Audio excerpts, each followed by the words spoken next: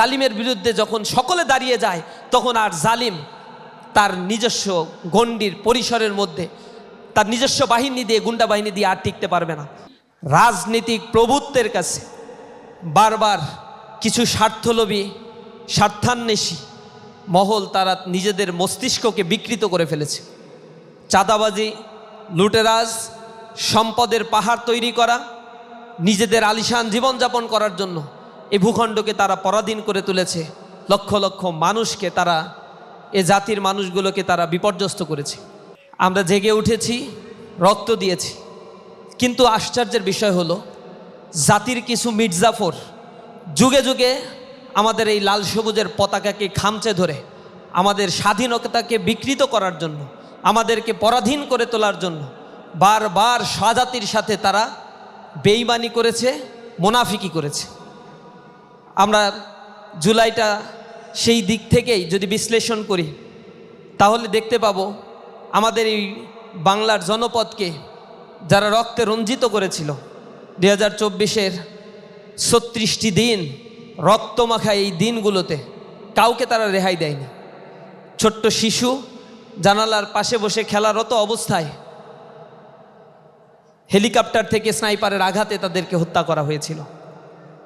শিশু জাবের যখন তার বাবার হাত ধরে বিজয় উল্লাস পালনের জন্য রাস্তায় নেমেছিল, তখন তাকে বুলেটের আঘাতে ঝাঁঝরা করে সেই শিশু বালকটিকে পৃথিবীর মায়া থেকে তাকে বিদায় নিতে হয়েছিল। অসংখ্য নাম জানা, না জানা, অজানা মানুষের রক্তে এই সবুজ ভূখণ্ড বারবার রঙিন হয়েছে।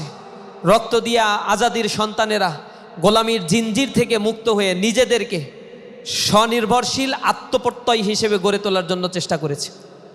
কিন্তু সংস্কৃতির দাসত্ব, অর্থনৈতিক গোলামি, আপনারা লক্ষ্য করবেন এই অংশে যখন ব্রিটিশরা এসেছিল, ব্রিটিশরা 190 বছর আমাদেরকে পরাধীন করে রেখেছিল। যাদের মাধ্যমে এই পরাধীনতা তারা তৈরি করেছিল তারা ছিল এই বাংলারই মানুষ, এই বাংলার রূপ রস গন্ধে বেড়ে ওঠা, এই বাংলার সুবিধাভোগী কিছু স্বার্থান্বেষী যাদেরকে আমরা মির্জাফর বলি, ঘসেরি বেগম বলি, উর্মি চাঁদ বলি, রায় দুর্লভ বলি। এই মানুষগুলো এই স্বদেশেরই মানুষ ছিল। এরা সিরাজউদ্দৌলার আপন লোক ছিল, শাসক গোষ্ঠীর আশেপাশে থাকতো, সেনাবাহিনীর প্রধান ছিল, অর্থ মন্ত্রণালয়ের দায়িত্বে ছিল। এই মানুষগুলো তাদের স্বার্থের লোভের কারণে 190 বছর এই ভূখণ্ডের মানুষদেরকে গোলামির জিনজিরে আবদ্ধ করে রেখেছিল। তারা মুর্শিদাবাদকে ফাঁকা করে দিয়েছিল, তারা ঢাকা নগরীকে দারিদ্রতার শীর্ষে নিয়ে গিয়েছিল আর গড়ে তুলেছিল কলকাতা নগরী, কলকাতা বন্দর। এভাবে করে একটা জাতিকে দীর্ঘ সময় ধরে পরাধীন করে ভিক্ষাবৃত্তির একটা জাতিতে পরিণত করেছিল। সে জায়গা থেকে সাংস্কৃতিক গোলামির জন্য যারা তাদের গোলাম হয়ে গিয়েছিল ন্যারেটিভ বয়ান উৎপাদন করেছিল, জাতির মধ্যে তারা বিভক্তি তৈরি করেছিল, বিভাজন তৈরি করেছিল। জাতি যাতে সামনের দিকে এগিয়ে যেতে না পারে তাদেরকে পেছনে খামচে ধরে টেনে নিয়ে আসার জন্য বারবার 71-এর ন্যারেটিভ, বারবার তারা রাজাকার, আলবদর, আশামস নিয়ে এসে এদেশের জন্মগ্রহণকারী এদেশের সন্তানদেরকে তারা শততা বিভক্ত করে ফেলেছিল। আমাদেরকে বলেছে আমরা রাজাকার, আমাদেরকে বলেছে আমরা আলবদর, আমরা নাকি আশামস, আমরা নাকি স্বাধীনতা বিরোধী। অথচ হিসেব করলে দেখা যায় হাজার হাজার কোটি টাকা জনগণের কষ্টার্জিত ব্যাংকের টাকাগুলো লোপাট করে বিদেশে তারা পাচার করেছে। তাদের কোনো সন্তান বাংলাদেশে পড়াশোনা করে না, তাদের একটা হাঁপানি হলেও সিঙ্গাপুরে যে চিকিৎসা নিতে হয়। তারা আবার আমাদেরকে বলে আমরা নাকি রাজাকার ছিলাম। আমরা তো পালিয়ে যাই নাই, আমরা এই ভূখণ্ডে ছিলাম, জেল খেটেছি, হামলার শিকার হয়েছি, আমাদের ভাইয়েরা জীবন দিয়েছে, হাজার হাজার মামলা দেয়া হয়েছে, লক্ষ লক্ষ আসামি করা হয়েছে আমাদেরকে। আমরা এই জমিন ছেড়ে যাইনি, জমিনকে আঁকড়ে ধরেছিলাম। আমাদেরকে ফাঁসি দেয়া হয়েছে, নিঃশেষ করে দেওয়ার জন্য পরিকল্পনা করা হয়েছিল, কিন্তু আমরা দমে যাইনি, আমরা দাঁড়িয়েছিলাম। আমরা জানি স্বাধীনতার স্বাদ এই ভূখণ্ড একদিন পাবে। জালিম যত জুলুম করুক না কেন, যত রাত গভীর হয়, সকাল তত দ্রুত প্রভাতের সূর্য উকি মারে, রঙিন আলোয় সমাজ ব্যবস্থাকে উদ্ভাসিত করে তোলে। আমরা সেই ভোরবিহনে পাখির কলরব হয়ে প্রতিটা মানুষের কর্ণকুহরে আজাদির কথা বলে তাদেরকে জাগিয়ে দেওয়ার জন্য চেষ্টা করেছি। আমরা বলেছি যদি কেউ আমাদেরকে শাসন করতে চায়, জুলুম করতে চায়, শোষণ করতে চায়, তাহলে আমরা আমাদের রক্ত দিয়ে বারবার তা প্রতিরোধ করে তুলব ইনশাআল্লাহ। সাংস্কৃতিক আগ্রাসন দিয়ে এই জাতির মধ্যে যে বিভক্তি তৈরি করেছে, জাতিকে সামনের দিকে এগিয়ে না নিয়ে পশ্চাদপদ করে একটা জাতিকে যেভাবে ধ্বংস করার জন্য মিডিয়া কু করা হয়েছে, মিডিয়া ট্রায়াল এখন পর্যন্ত চলছে, মিডিয়াগুলো ফ্রেমিং করছে, ডিপ ফ্রেমিং করছে, কালচারাল ফ্যাসিস্টটা এখনও পর্যন্ত বিদ্যমান রয়েছে, জুলাইকে নিয়ে আজে বাজে কথা বলছে, শহীদের আত্মত্যাগগুলো নিয়ে তারা নানা ধরনের বয়ান উৎপাদন করার চেষ্টা করছে। যারা জুলাই সেদিন রাস্তায় দাঁড়িয়েছিল তারা নাকি মব ক্রিয়েট করেছিল, কিন্তু শেখ হাসিনা সেদিন হাজার হাজার মানুষকে হত্যা করেছিল, তা তাদের চোখে আর মব ক্রিয়েট হয় না। এদেরকে আবার নিয়ে গিয়ে পত্রিকা হাউসগুলোতে, মিডিয়া হাউসগুলোতে অতিথি করে তৈরি করা হয়, গ্রেপ্তার করা হয়েছে যাদেরকে, তাদেরকে এই গণহত্যার দায়ে এখনো পর্যন্ত শাস্তি না দিয়ে বীর দর্পে তাদেরকে ছেড়ে দেওয়া হচ্ছে। এই জমিনে তারা আবার আপাত করে এদেশের ব্যবসা বাণিজ্য, ব্যাংক, বিমা, স্কুল, শিক্ষা প্রতিষ্ঠানগুলো সব কিছু তারা আগের মতো করে কন্ট্রোল করছে। মানুষ স্বস্তি ফিরে পায় নাই। এই স্বস্তির স্বাদ, আজাদির স্বাদ ফিরে পাওয়ার জন্য আমাদের এই সংগ্রাম অব্যাহত থাকবে। কালচারাল জায়গা থেকে মানুষের কাছে আমাদের এই সংস্কৃতির বার্তাগুলো পৌঁছে দেওয়ার জন্য আমাদের জায়গা থেকে আমরা চেষ্টা করছি। বাংলাদেশের প্রত্যন্ত অঞ্চলগুলোতে সংস্কৃতি শিল্পী গোষ্ঠীর মাধ্যমে জুলাইকে মানুষের কাছে উপস্থাপন করার জন্য আমরা চেষ্টা করছি। বাংলাদেশের প্রতিটি জেলা, পাহাড়া, মহল্লাগুলোতে আমাদের এই সাংস্কৃতিক উৎসব হচ্ছে। শিশুদেরকে নিয়ে, যুবকদেরকে নিয়ে, কিশোরদের এবং বড়দেরকে সম্মিলিত করে জুলাই যে সবার ছিল, এই চেতনাকে সকলের অন্তরে ধারণ করে নতুন বাংলাদেশ বিনির্মাণের সংকল্প নিয়ে আমরা আমাদের কার্যক্রম পরিচালনা করছি। আপনারা আমাদের সাথে থাকবেন। 4 দিন ব্যাপী এই আয়োজন চলবে। আগামীকাল থেকে এক্সিবিশন চলবে, সাংস্কৃতিক পরিবেশনাও চলবে।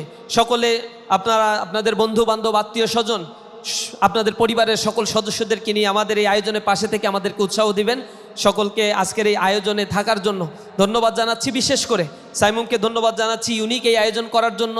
130 জন শহীদ হয়েছে, যারা শিশু, যারা কিশোর ছিল, যাদের এখনো পর্যন্ত বয়স হয়নি চাকরির, বয়স হয়নি ব্যবসার, বয়স হয়নি কোনো সুবিধাভোগের। এরপরেও তারা বুঝেছিল যে জালিমের বিরুদ্ধে যখন সকলে দাঁড়িয়ে যায়, তখন আর জালিম তার নিজস্ব গণ্ডির পরিসরের মধ্যে, তার নিজস্ব বাহিনী দিয়ে, গুন্ডা বাহিনী দিয়ে আর টিকতে পারবে না। মানুষ নেমে এসেছিল, আজাদির স্বাদ আল্লাহ রাব্বুল আলামিন আমাদেরকে দিয়েছেন। আমরা যেন আর পরাধীন না হই, নিজেদের জায়গা থেকে সবসময় সজাগ থাকব, আমরা আমাদের দেশকে গড়ে তুলব। সকলকে আন্তরিক ধন্যবাদ। আসসালামু আলাইকুম রহমতুল্লাহি ওয়া বারাকাতুহু। আমাদের অভিভাবকরা জুলাই গণঅভ্যুত্থানে তরুণ এবং যুবকদের দাবি দেওয়ার প্রতি তাদের যে দুঃসাহসিকতা, এটিকে সমর্থন যোগানোর ক্ষেত্রে আমাদের মা এবং বোনদের ভূমিকা, বাবাদের ভূমিকা অত্যন্ত গুরুত্বপূর্ণ। সম্মানিত উপস্থিতি, আমাদের জুলাইকে ভুলিয়ে দেওয়ার জন্য কাজ হচ্ছে, কিন্তু আমরা জুলাইকে ভুলে যেতে দেব না। আমরা জুলাইকে ভুলিয়ে দেওয়ার যে চক্রান্ত, ষড়যন্ত্র, সেটিকে আমরা বাস্তবায়ন হতে দেব না। জুলাইয়ের তরুণ এবং যুবকদের যে ভূমিকা, সেই ভূমিকা নিয়ে আলোচনা আমরা সব সময় করি, কিন্তু একটি জুলাই যেখানে নির্মম শব্দ, নির্মম আঘাত এবং নির্মম হত্যাকাণ্ডের মধ্য দিয়ে যখন প্রতিদিনই 10 জন, 20 জন, 50 জন, 100 জন করে মানুষ মারা যাচ্ছে, তখনও আমাদের দুঃসাহসী শিশু কিশোররা ঘর থেকে বের হয়েছেন, অকাতরে জীবন দিয়েছেন, কিন্তু ঘর থেকে বের হওয়া বন্ধ হয়নি। সুতরাং এটি হচ্ছে আমাদের জুলাই গণঅভ্যুত্থানের একটি অন্যতম গুরুত্বপূর্ণ শক্তি। সেই শক্তিকে ভিত্তি করেই আমাদের এই আন্দোলন একটা নতুন মাত্রা পেয়েছে। এই জন্য আমি মনে করি জুলাইকে ভুলিয়ে দেওয়ার যত আয়োজন, জুলাইকে জাগরণের সর্বোচ্চ শিখরে নিয়ে যাওয়ার আয়োজন, তার চেয়ে তো অনেক বেশি আমাদের করতে হবে। এবং সাইমুম সেই উদ্যোগ আজকে গ্রহণ করেছে, আমি তাদেরকে আন্তরিকভাবে কৃতজ্ঞতা জ্ঞাপন করছি। প্রিয় এবং সম্মানিত উপস্থিতি, আমি মনে করি জুলাইয়ে শিশু এবং কিশোরদের ভূমিকাকে আলাদাভাবে ধারণ করা দরকার লিখিত পরিসরে আসা প্রয়োজন, ভিজুয়াল পরিসরে আসা প্রয়োজন এবং তাদের ভূমিকাকে ব্যাপকভাবে ছড়িয়ে দেওয়ার জন্য ব্যাপক ভিত্তিক উদ্যোগ গ্রহণ করা প্রয়োজন। শুধু সাইমুম কেন, জুলাই গণঅভ্যুত্থানের সবচেয়ে বড় সুবিধাভোগী যারা, তারাই জুলাইকে হারিয়ে দেওয়ার জন্য, জুলাইকে ভুলিয়ে দেওয়ার জন্য কাজ করছে। সুতরাং আজকে অভিভাবকদের সজাগ হতে হবে, সচেতন হতে হবে। জুলাইকে যারা ধারণ করেন, জুলাইকে যারা সহযোগিতা করেছেন, জুলাইয়ের মাসব্যাপী আন্দোলনে যারা নিজেদেরকে উৎসর্গ করার জন্য সিদ্ধান্ত নিয়েছিলেন, তাদেরকেই এগিয়ে আসতে হবে। এই জুলাইয়ের জাগরণকে আরও বিস্ফোরণ ঘটাতে হবে। প্রতিটি পরিবারের, প্রতিটি শিশুর অন্তরে, প্রতিটি মানুষের কর্ণকুহরে এবং বিবেকের কাছে জুলাইয়ের প্রত্যেকটি ঘটনাকে আরও নতুন রূপে, নতুনভাবে তাদের কাছে পৌঁছে দেওয়ার জন্য আমাদের জুলাই জাগরণের বহুমুখী কর্মসূচি গ্রহণ করতে হবে। একটা একাডেমিক ফর্মে পুরো জুলাই আন্দোলনকে নিয়ে আমাদের গবেষণা হওয়া প্রয়োজন। জুলাইয়ের গ্রাফিতি, জুলাইয়ের স্লোগান, জুলাইয়ের আকাঙ্ক্ষা, জুলাইয়ের দাবিগুলোকে নিয়ে আমাদের প্রাতিষ্ঠানিক ইনস্টিটিউশন করে এটিকে আরও ব্যাপকভাবে গবেষণার উপাদান বানিয়ে আমরা যদি আগামী দিনে এটিকে ধারণ করতে পারি, এটিকে ব্যাপকভাবে ভিজুয়ালি ছড়িয়ে দিতে পারি, আমরা যদি একাডেমিকভাবে এটিকে বিভিন্ন প্রকাশনার মাধ্যমে আমরা আগামী দিনের জন্য একটা শক্তি হিসাবে আমরা রেখে দিতে পারি, আর বহুবিধ সাহিত্য সাংস্কৃতিক কার্যক্রমের মধ্য দিয়ে আমরা দেশব্যাপী এটি যদি ছড়িয়ে দেওয়ার জন্য আমরা ব্যাপক ভিত্তিক উদ্যোগ গ্রহণ করতে পারি, আমি বিশ্বাস করি জুলাইকে হারিয়ে দেওয়ার যে প্রচেষ্টা চলছে, জুলাইকে নির্লিপ্ত করে দেওয়ার যে প্রচেষ্টা চলছে, জুলাইকে নিষ্প্রভ করার যে প্রচেষ্টা চলছে, সেই প্রচেষ্টা ব্যর্থ হবে ইনশাআল্লাহ। এই জন্য আসুন আমরা ঐক্যবদ্ধ হই। একটা ছোট্ট কথা, জুলাইয়ের শহীদ পরিবার এবং জুলাই যোদ্ধাদের মধ্যে ভাঙন তৈরির মাধ্যমে জুলাইয়ের আকাঙ্ক্ষাকে পদদলিত করার জন্য একটি কাজ হচ্ছে।